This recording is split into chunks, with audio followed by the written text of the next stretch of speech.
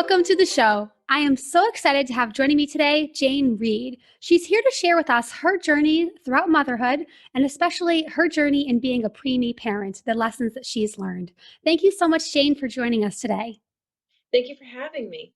Absolutely. It's a pleasure to have you. I've spoken with you before, and you're really passionate about everything that you're trying to bring to mothers out there and the awareness around how do you navigate being the parent of a preemie and know about all these things you need to know about developmental stages and all of this.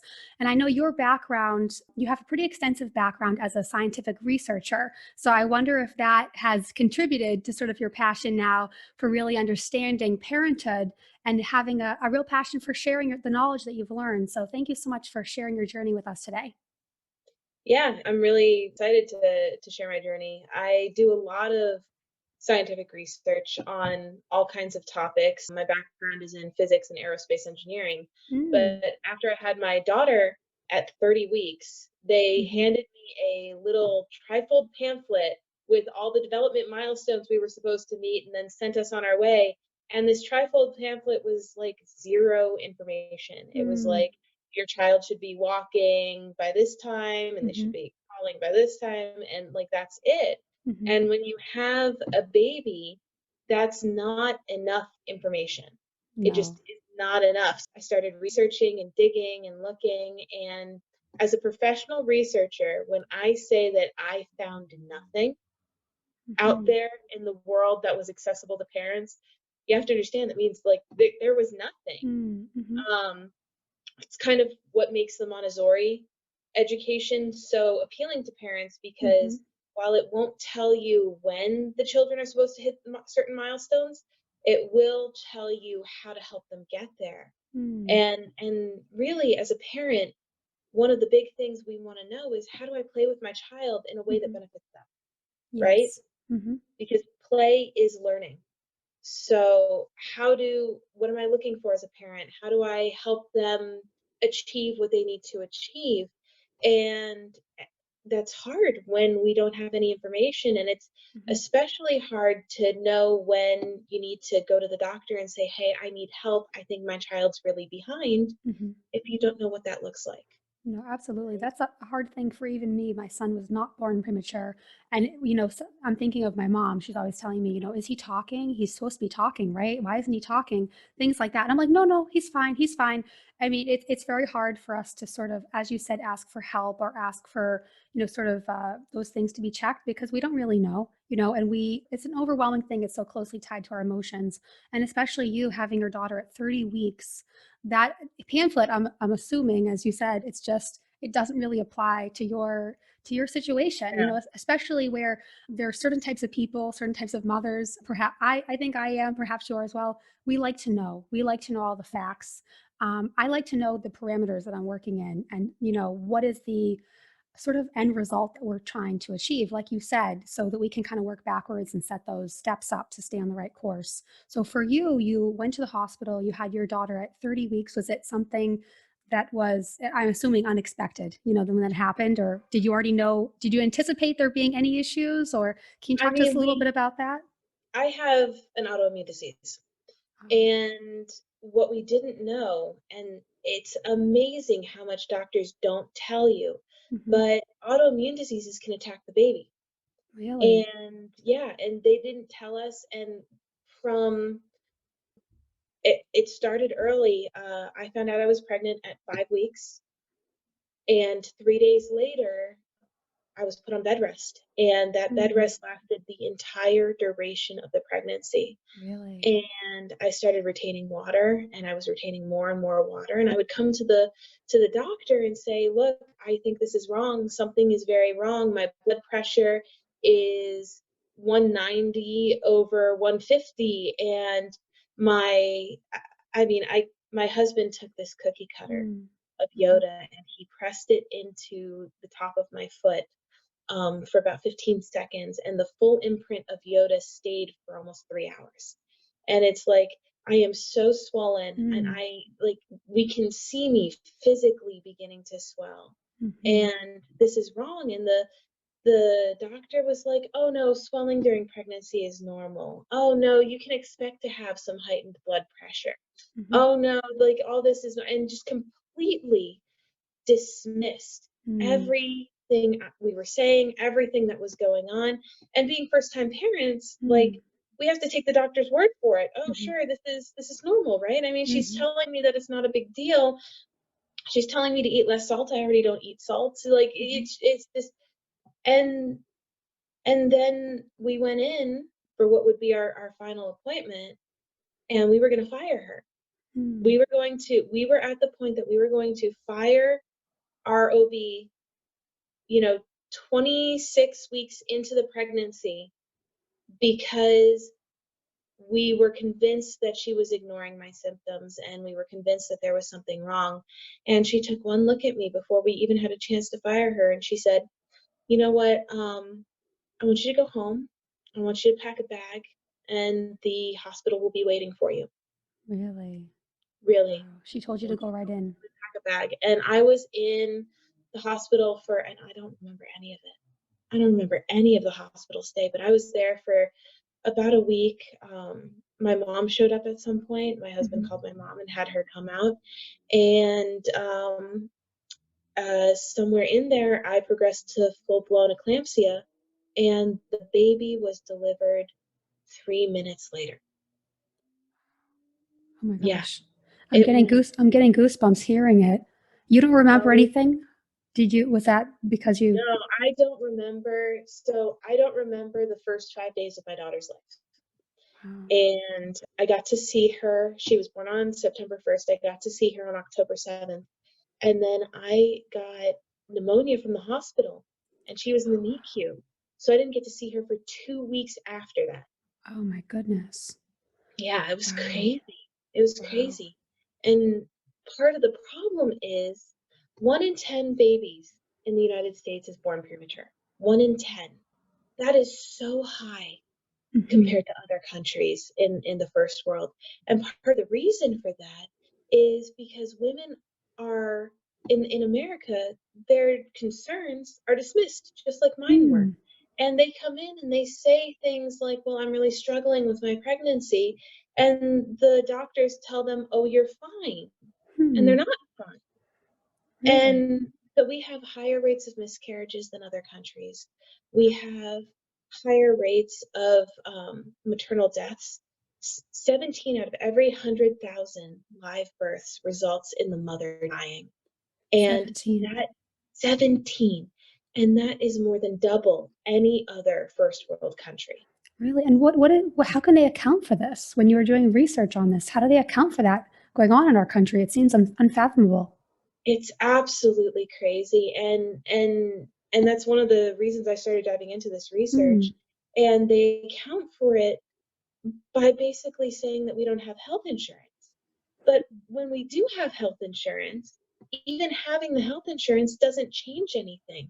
The Hmm. doctors still dismiss our concerns. There are still laws on the books, and this is one that Nancy Pelosi and Senator Warren have been trying to get off the books for a while. Mhm. As soon as you become pregnant, you are part of the protected class that is the same as Alzheimer's patients.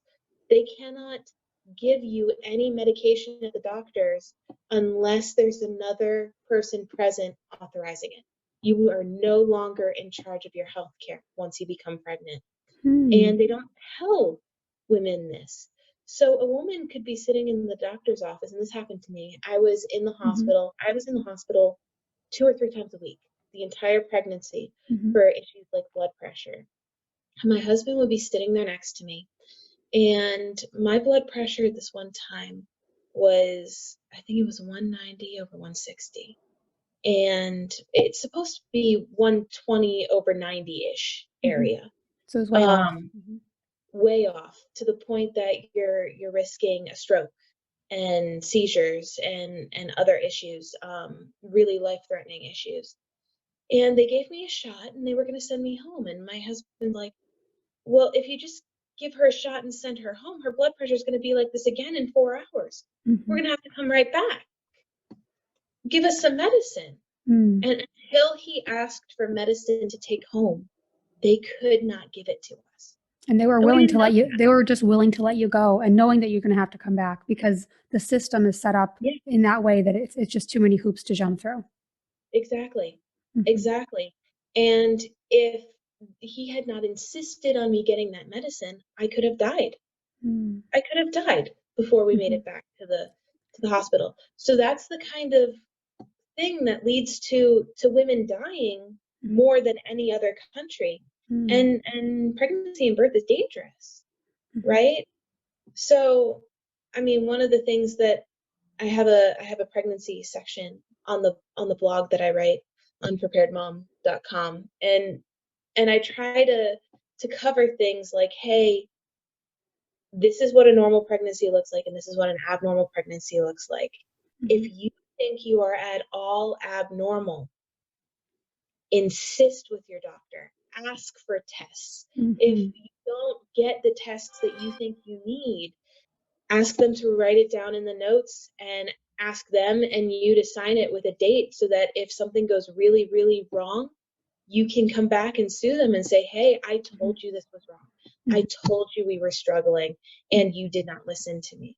And Mhm. 9 times out of 10, if you ask them to do that and write it in the notes and sign it and you'll sign it and you want a copy, they'll order the tests. You'll get different care. You'll get better care.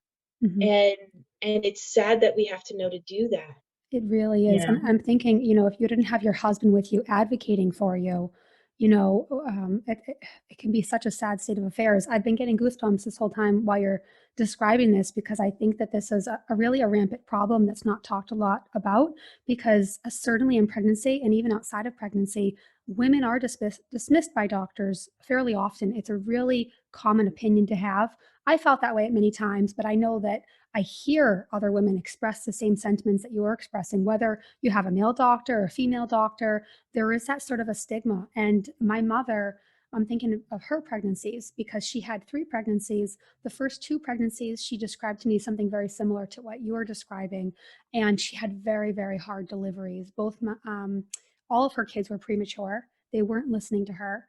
And me and my middle sister both suffered some issues later on from it, just because of the not consequences, the complications of the deliveries. Mhm. And my middle sister, she was actually delivered in a hallway because they wouldn't listen to my mother saying, she's coming right now. And they refused to listen to her. And they quickly scooted her off into a side room just because they can't charge the insurance for a delivery unless you're in a room. So it's all of, it's really, it's heartbreaking to see what goes Yeah. on. And, it was just sort of reminding me of that. But to hear everything that you went through, it's really powerful. And I think it's also important, as you said, to have people that are advocating with you, bring someone with you to those appointments because it does really make a difference. You are still dealing at the end of the day with human beings, these doctors, and they're emotional and they might have their biases and all of that. So bringing someone with you can help. And you have to know to ask for the extra tests and ask for the extra medications and all of these things. And you have to educate yourself on what you need, which is really a sad state of affairs, as you said. But at the end of the day, to get things to go as smooth as they can for you and the baby, right now, even though it is a sad state of affairs, you have to take those steps. That's what you need to do. Yeah. And I mean, my daughter and I were really lucky. She didn't There were a lot of kids in the NICU that needed surgeries and she Hmm. didn't. So she Thank was God. very, very lucky there. And there's a lot of care that goes along with having a preemie because Hmm.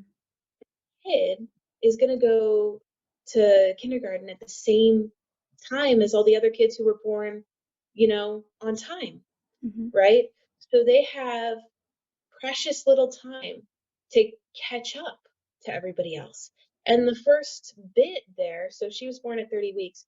So for the first 10 weeks of her life, she was still gesting. She was still very much a fetus. She had clear skin. We could see Mm. all of her blood pumping through. She was so red. And then, there are these little moments that they don't warn you about. Now we're really pale people or Germanic descent. And there was this when she stops breathing, because kids that young have to learn how to breathe. So when she would stop breathing, she would turn gray, and then we'd have to remind her to breathe.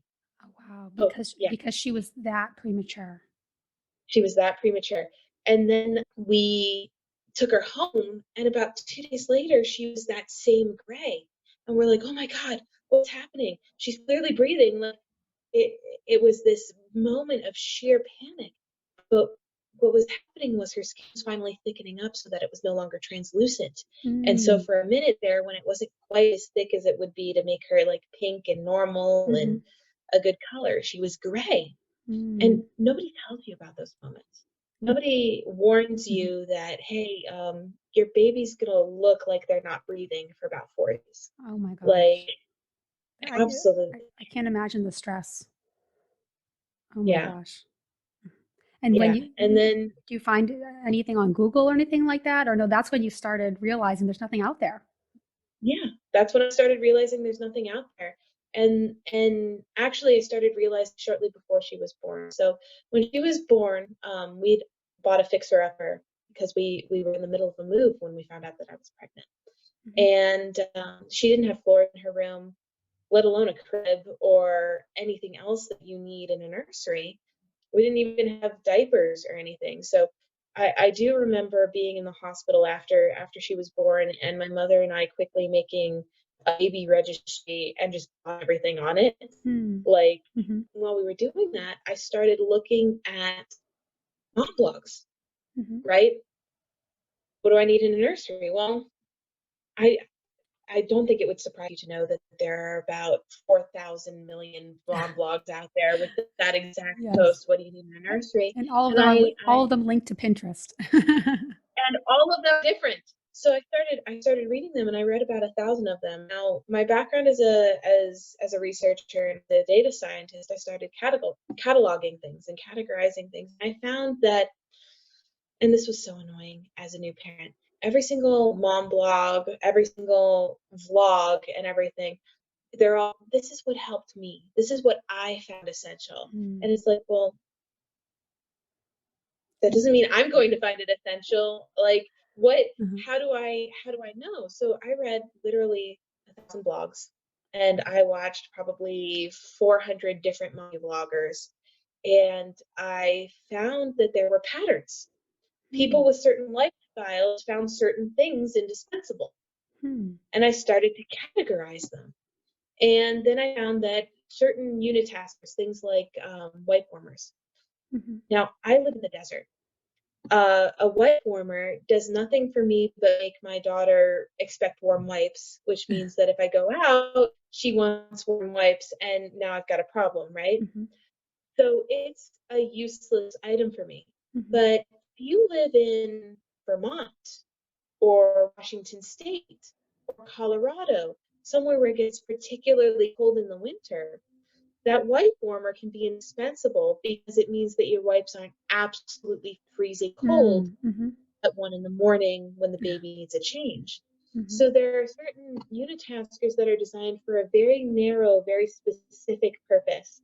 And you may need them, you may not, but if you know that this is what their purpose is, this is where they Mhm. shine, and I can bring that out and say, my setting up the nursery post, it's less of this is what works for me and more of if this is your lifestyle, if this is what you want, these Mm. are the things that are going to work for you.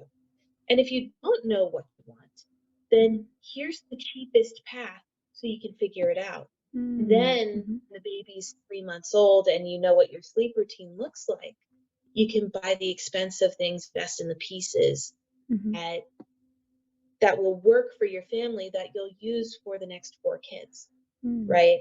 Mhm. Like, it's important to me that, I mean, the economy sucks. The Mhm. economy sucks. Mhm. People are being laid off left and right.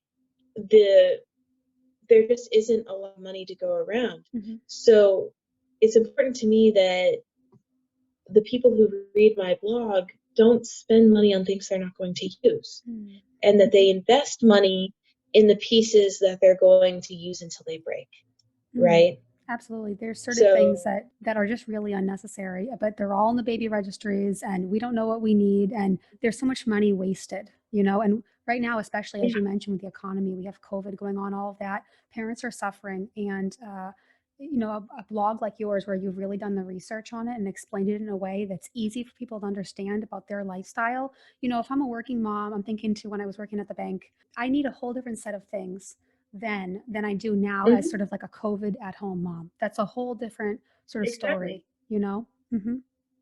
Yeah. And I want you to be able to go to one place and look at it and say, "Okay, so this is my lifestyle and this is what I need." Mhm. And some of those things are really hard to know ahead of time, like with sleep. I intended to co-sleep. Mhm. I did. I thought it would be nice. I thought my daughter would latch and we would have, I'd breastfeed, it would Mhm. be fine, everything would work out. Yeah, it didn't work out. It did not work out. No. I am such a light sleeper, and I've only become a lighter sleeper, and every Mhm. time when I slept with my daughter for the first 3 weeks she was home, and every time she would move, every time she would smack her lip, every Mhm. time she would have one of those involuntary spasms that babies do, Mhm. you know, I would be awake, and I would get a shot of adrenaline, and I'd be like, Mm. "Okay, I'm here." "Oh, you don't need anything." Was that even when was she in some sort of like a little I'll call it a containment device because I don't know what they're really called. You know the little bed They're called sleepers? isolettes.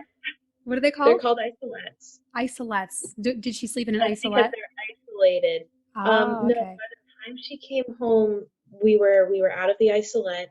Those are actually really important, though they're so Mm.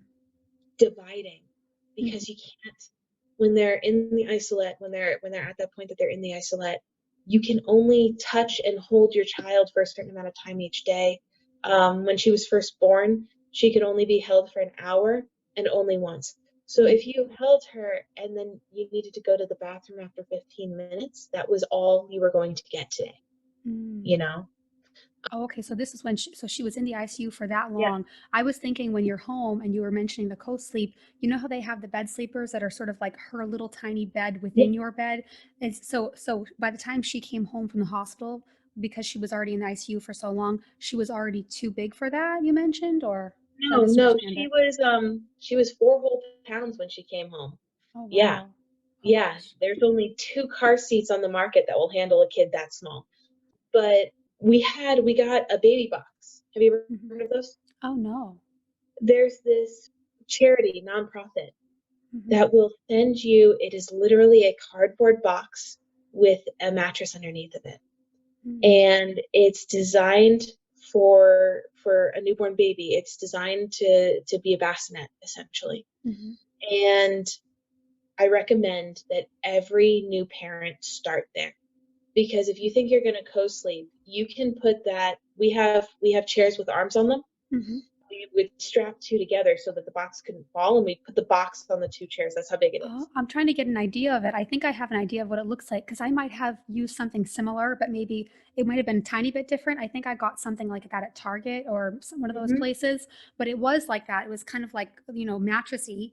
And then it kind of Yeah, had like the cardboard, but it was wrapped in like a little blanket or something. I yeah, think I know what you're talking about. And then that would go in your bed, and then the baby can sleep with you. But as you said, you put something kind of up against the side so that that can't fall. yeah. Isn't it funny how I found, and I'm sure you found it also, I was so afraid that the baby would roll over and fall off the bed. And the nurses Right? kept saying to me, that can't happen. The baby can't roll. They were just born. And I was like, what do you mean? Like they're a baby. Of course, it just didn't I don't couldn't Yeah. understand how they weren't afraid the baby would fall. And so I you was did the I same was thing. You more propped everything up, huh? Yeah, I did too. yeah. I was more afraid that I would roll onto the baby or something, Yes. Yeah. Hmm. which also is I looked into it after she was born and when I was Mm. looking into co-sleeping and all that stuff. Only really possible if you've taken something like Benadryl or NyQuil or you're Yes. drunk or something like that. Like your Hmm. body systems have to be compromised for you to Mm. actually roll on top of your baby and suffocate them. Really? So, Okay. yeah.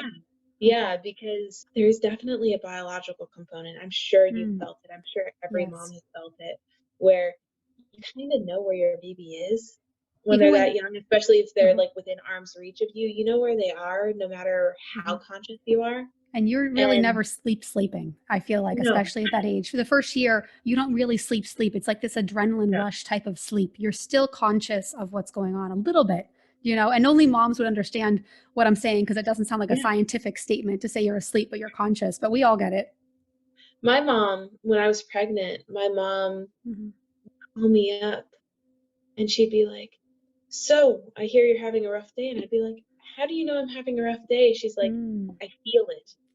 Like really? when your blood pressure is high from across the country, I Mm, feel it. mm-hmm. And it's like, yeah, I mean there is a biological connection there. And parents definitely feel when their children are hurting, and apparently that doesn't go away. Mm, it's amazing. But I guess we'll see. I mean, my daughter's Hmm. only 2, so I don't think it's it'll go definitely away. still We there. I we don't just think it will. we haven't figured out the science of it, but it's there. Absolutely. We all know it Yeah. is. Hmm. Yeah.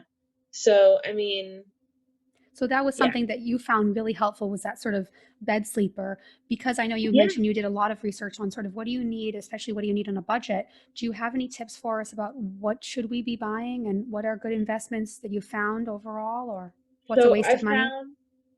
I found that the general pattern is whatever works for your first Hmm. will work for the rest.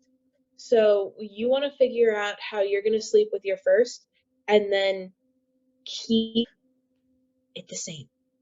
Now, I'm not going to follow that advice because I found something that has been very frustrating for us going through sleep. My daughter is very, very routine driven. Very routine driven.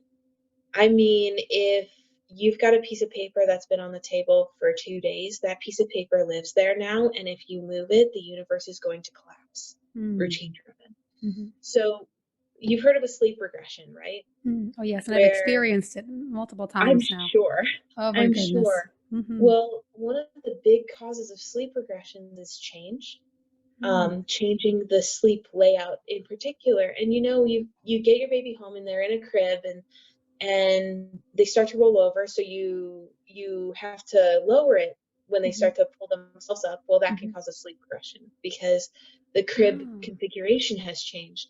And okay. then they start crawling out of the crib, so you put them in a bed. Well, that can cause a sleep regression Mm. because you moved them, Yes. right? I just went through And that. I tried to move my son into a bed. It didn't, it worked well for 3 days. And ever since, it's been a nightmare every night for the last 3 weeks. same here, Yeah. same here. So we had to move her into a bed in October, Mm. and she is still not sleeping. Hmm. So we're getting rid of the crib. We're Oh, gonna do really? a Montessori floor bed for the next one because Oh, there okay. are no transitions. There are no Mm. transitions. The Mm. bed is already on the floor. It's a twin mattress, Hmm. so when the time comes and they're crawling out, they crawl out, they crawl right back in. It's fine. Mm. And then they're used to sleeping in the beds, so nighttime's not so much a hard deal. So we're going to do that for our next one. We absolutely could not have done that with our first Mm. because the house was not even remotely baby proof. Yes. Yeah, Hmm. yeah. Going I through a mean, renovation and all of that. Oh my goodness. yeah, With a yeah. I smile mean, on your face. we still don't have baseboards. It's fine. It's Oh fine. gosh. But we have outlet covers now finally. So you Oh, know, that's good. One thing at a time. But that's so interesting about the Montessori bed. I hadn't considered that. I actually gave up recently, and I just my son's back in the crib because about 2 nights ago I said to him, "Do you want to sleep in your bed or do you want to sleep in your crib?" And I kept trying to ask him this multiple nights to see if he'll kind of indicate. And he just walked over to the crib and said, "Up, up." So I'm like, "Okay, so you're not done with the crib yet." So, yeah, but the Montessori bed is an interesting too thing too. yeah, yeah. And I definitely lean towards less stuff Mm, for kids because and this is my lifestyle. I have the maximalist lifestyle on the blog too that you can, mhm, read and be like, okay, so if I want a bassinet, I can get this bassinet and this is the one that's safest and stuff. But I definitely lean more towards less stuff, um, because then kids learn how to be in the adult world. My daughter has a high chair.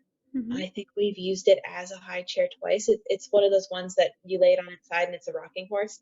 It spends Oh. most of its time as a rocking horse because she sits at the table with us Mhm, instead of being separated in her high chair. And for a while we used a little booster seat, but she's mm, outgrown that. So she sits at the mm, table with us and she eats food with us, mhm, and that's great. I mean, she's never been separated from the table. mhm. She's always bellied up to it. So she does a good job eating her food. And she's 2, But we right? found, yeah, she's 2. We found Mhm. that we didn't need it. you know? Mm. Is that also Um, part of the Montessori sort of, and you mentioned there's a Montessori sort of lifestyle, or I'm not sure what it's called, Montessori sort of parenting lifestyle. Is that what you mentioned? Is that also part of it, sort of just having your children not have those big changes of high chair, now a chair? Is that also part of it? So Montessori leans heavily towards letting your child do for themselves everything they can do for themselves Mm. and setting up their space in such a way that they can use it the way an adult would use the space. Mhm. So in Montessori, instead of having the child sit on the chair with us in around the table and being full family stuff, for most of their meals, they would have a table that's their height with a chair that they can just sit in that's their height. Um, Now, we do have a table that's her height. She does sit at it, um, mostly for play, Mhm. but we decided that her sitting with us and being more family oriented in those times would be beneficial, and so we do that. I definitely look into the different, real popular styles of child rearing, things like Montessori, Waldorf, and look at how to encompass these things, how to incorporate them, because I think it's important. And there are a lot of sequences that a child can go through when learning. So when we're teaching our children, right, we think about teaching them the skills. So if I'm going to teach my daughter how to use her scissors, right, the average parent, I think, would get them scissors and let them try to practice. And Mhm. if it works, it works. And if it doesn't, it doesn't. Um, but the thing that's great about these other things, the Montessori, the Waldorf, they'll often talk about the sequences that child development experts use to get you ready for scissors. So, like, Mm. instead of starting with scissors, you start with tweezers and you move pom poms and things from one bowl to another with the tweezers, and that gets builds up your hand strength and starts to work on this motion, right? Oh, Where you're okay. squeezing. And ripping paper is part of learning how to do scissors because you don't understand that Mhm. paper can be cut until you know that paper can be torn, right? Mm. So that's what the paper ripping phase is, and I feel like a lot of parents are really annoyed by the paper ripping phase. Mm. If it But serves when a you purpose. know that we're working on getting ready to use scissors when we're Mm. doing paper ripping, it starts to be less annoying, and you start to Mhm. encourage, hey, let's make a mess. After all, Yes, we can pick it up. absolutely. If you understand the sequences more. Mhm. Yeah, yeah. So, Are sequences part of, so each developmental stage, because I know you've done a lot of research and it's on your blog about the different developmental stages and what parents should be looking mhm. for and how to know about those milestones. So are there sequences with every developmental milestone that we should know about? There definitely are. And I put those under a section on my blog called play sequences. And the Mm. idea is that so your child should be doing something called crossing the midline by 9 months, doing, you know, taking their right hand and reaching over their body to the left, or Okay. taking their left hand and reaching over their body to the right. Failure to do that means that your child's brain is not talking to itself. The left side is not talking to the right side, Mhm. and you need to work on that. Well, I know a lot of parents who wouldn't even notice if their child was, bringing their hands together or Mhm. moving them from side to side. Um, but there are definite things you can do to play with your child from birth to help them come toward the midline and then cross it, which helps their brain build those pathways to talk to each other.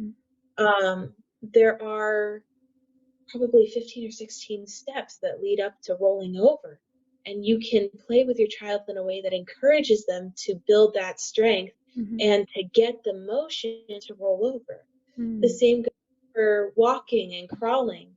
And as a parent, I feel like that's really valuable to know. Not only that, my child should be crawling with around 8 to 10 months, but that if they're making these specific motions, that means they're going to start crawling soon, so I shouldn't be too worried, Mm. right? Mhm. And then there's other things like children have the tendency, and adults do the same thing. We focus on one thing and we get really, really, really good at it, but that means that we're not improving in other areas, right? Mm, mhm, Um, so kids do the same thing. Sometimes they're really interested in learning how to use their hands. mhm, So they focus on using their hands and they don't really make much progress towards crawling. And other times they work on crawling like really hard. All they want to do is mhm, move. But that means they're not improving with their hands. So one of the things that you should look for when you're looking to get help, do I need help? Does my child need help? If they're on track in most things, but they're behind in one or two, you're fine okay. because they've been focusing on and improving everything else, Mm, right? mhm. So, They might just not have spent the time yet on that mhm, specifically. It's not that they might be challenged specifically with that. So exactly. we can kind of take a deep breath when that happens.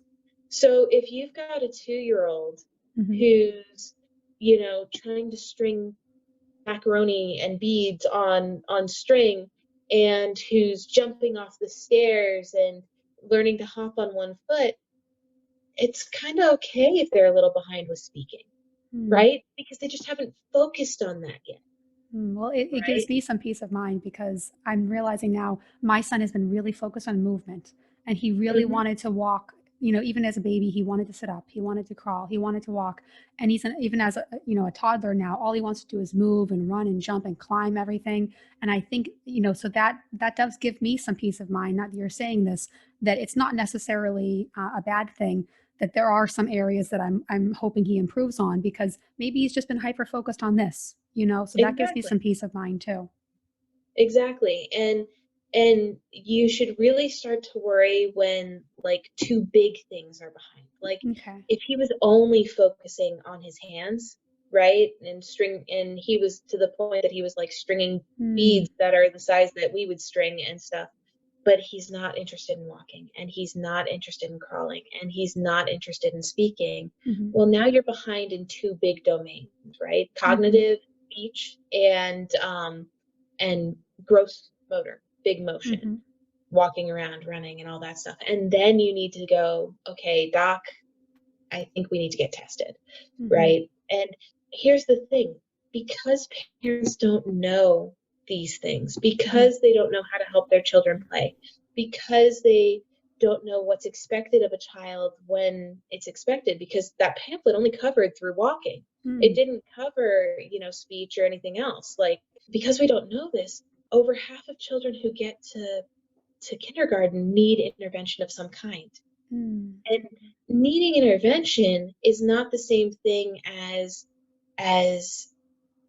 being retarded or having something actually wrong, with the child as a whole. mhm, It's just sometimes we need extra tutoring, right? Like mhm, not everyone is good at math.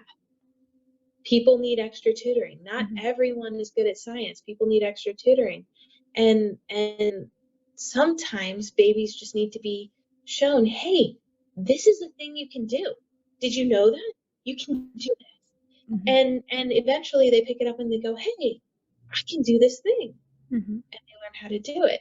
But sometimes they need help. And with the way that we are in America, I mean, only 54% of kids go to preschool in America.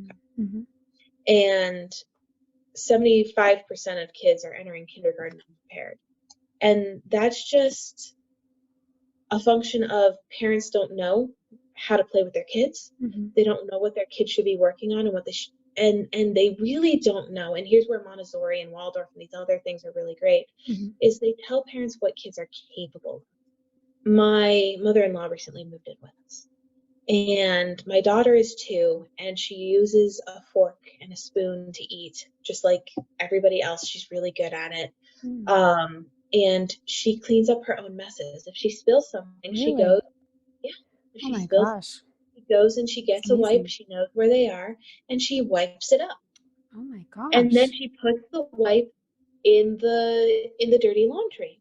Now, of course, we've had to teach her how to do this, but one of the great things about Montessori and Waldorf is it tells parents, hey, at 2, your kid Yeah. can learn how to do I this. didn't know that was possible, really. Mhm. So because I see my son and it's so much mess to use a fork and spoon for him, so that half the time I don't bother giving him one. So it's not that I don't want to and don't want to encourage him to learn. It's just it's hard to have that consistency. And I was thinking, well, maybe that's something he does at 3. Maybe it's not something at 2. So you're right. If we don't know what they're capable of, we don't even know Yeah. how to really, encourage them for that. That's really wonderful that your daughter does all those wonderful things. And of course it was work, right? Of Mm. course we went through a period of like 3 or 4 weeks where the table was absolutely encrusted with everything you could think of because, Uh-huh. the spoon doesn't quite make Mm. it to the mouth and there's Mm. stuff Yeah. everywhere. We Yeah. have a dog who was very, very happy Oh, with the yes. state of Best affairs. friends. Well, maybe that was the Yeah. purpose for that time because now they're going to be bonded, those two lifelong Yeah. friends. And then also, it really resonates with me what you're saying about understanding the parameters of that they're capable of that because that 4 or 5 week period where it was just a mess, Mhm. if you don't know that they're capable of that, you wouldn't keep that up. And so that's where I got Exactly. deterred, not knowing that he was capable of that. I'm like, well, we'll wait till he's older. So really, the research is important. There isn't enough of it, so it's important that we know what resources we have. So I'm glad that you've put so much work into what you've done and sort of compiling all this for us. And, it's really beneficial. I mean, a 2-year-old, right? Now, I know a lot of 2-year-olds who are basically just big babies who are trying to, learn how to move and mom still does everything for them. Mm-hmm. Two, your child can start to pick up their own playroom. Mm. They can put their clothes in the dirty diaper or in the dirty clothes. They can throw out their diapers. They can throw trash away. My daughter loves throwing trash away. You Mm. give her something and you tell her it's trash, and she'll actually sort it into whether it's recycling or regular trash. And we also have Really? yeah, Wow, that's yeah. awesome. That's So I incredible. mean, you if you don't know that they can learn how to do that, you don't Mm-hmm. teach. Mm-hmm. And if you do know, then you put up with the mess for just a little bit longer because they're going to get it. And Mm-hmm. is she 100%? No.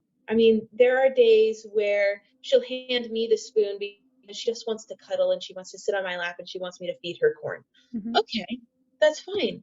But if 90% of the time, she's putting her clothes away, if 90% of the time she's eating with her spoon and fork by herself, that makes my life easier, Mm. right?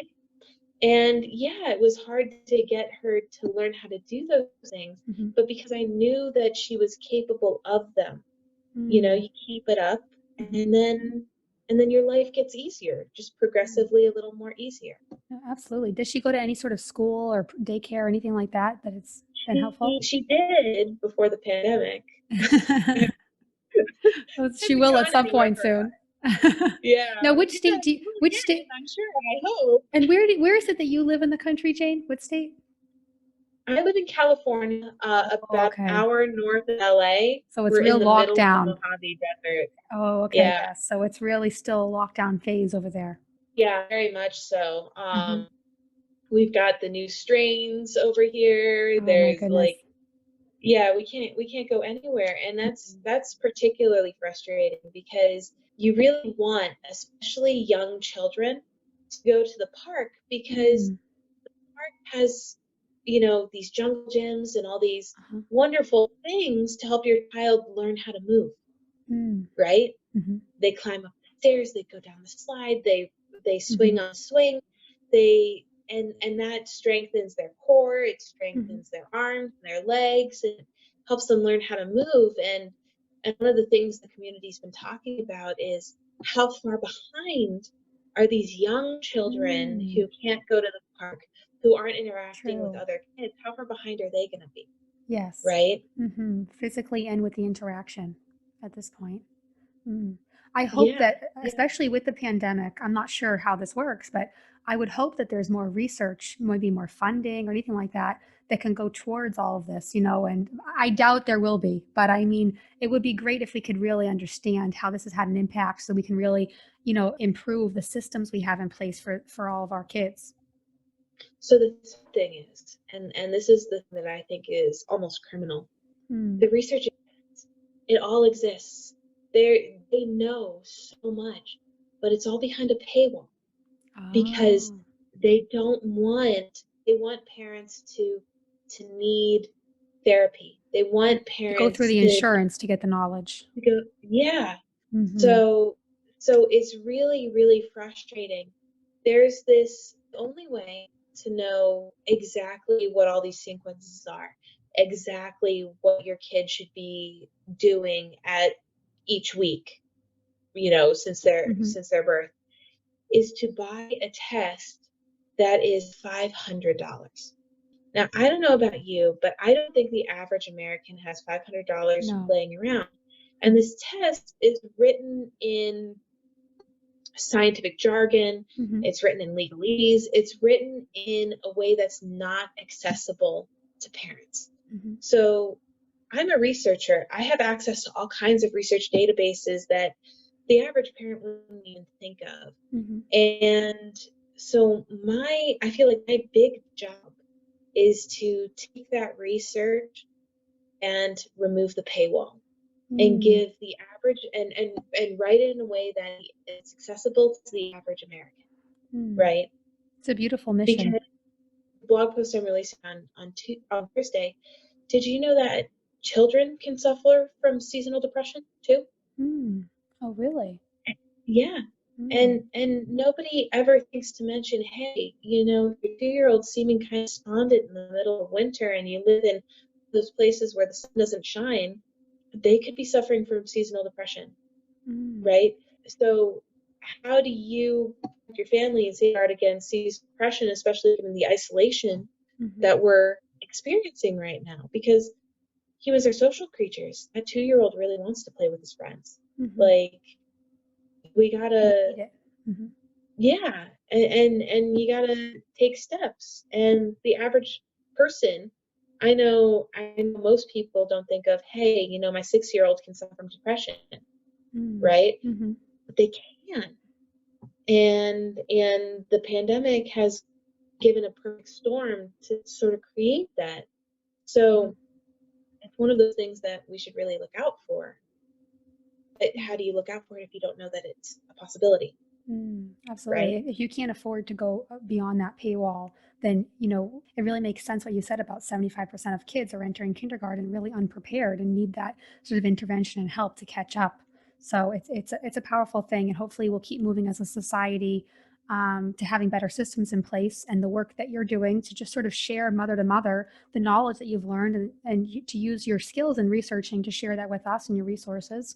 I appreciate it. I'm sure the rest of us listening and all the moms out there appreciate the work you're doing as well. And I'm also really glad to hear as well, when you're talking about having kids, that you're going to be having more kids, because given everything you Mhm. went through and the trials and the tribulations and the challenges, I'm really, really excited for you that, now you feel more prepared and you want to jump back in there at some point and expand your family. And it's really an exciting, beautiful thing. And your daughter seems like she's doing a really, really wonderful job. And I hope that you're really proud of yourself for that.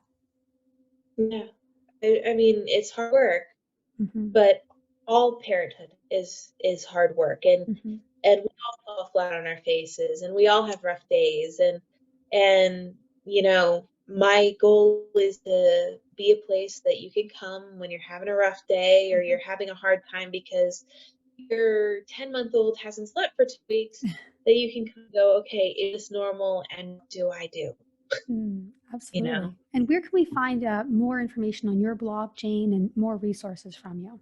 So my blog is unpreparedmom.com, because we're all a little bit unprepared. Mm. And you can follow me on Instagram is unpreparedmom_blog, and the rest of it is just unprepared mom. I have a Facebook page and Pinterest. Well, I'll be sure to follow along, and hopefully, everyone out there listening will follow along too as you keep going on your motherhood journey and sharing with us your lessons learned. And as your family continues to grow too, I'm hoping to follow along with you. It's been Thanks. it's been so nice to speak to you, Jane, and thank you so much for so genuinely sharing not only your knowledge but really your life with us so genuinely. Thank you for having me. Absolutely, it's a pleasure. Hope to talk to you again soon, Jane. Thank you.